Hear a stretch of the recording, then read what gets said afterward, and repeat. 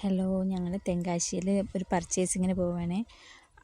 ഇനി ബാക്കി അവിടെ ചെന്നിട്ട് കാണാം.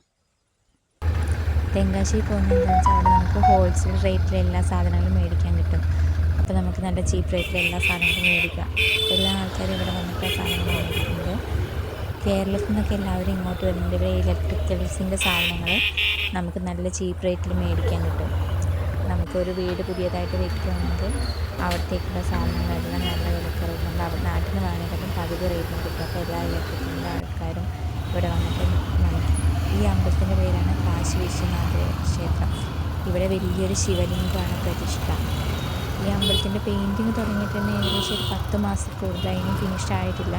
ഈ അമ്പലത്തിൻ്റെ നേരെ അടുത്തായിട്ടാണ് ഈ VS ഇലക്ട്രിക്കൽസ്. ഇപ്പോൾ മോട്ടറാണെങ്കിൽ ഇറക്കുന്ന മോട്ടറാണെങ്കിൽ എല്ലാം നല്ല റേറ്റ് കുറവിൽ നമുക്ക് ഇവിടെ മേടിക്കാൻ പറ്റും.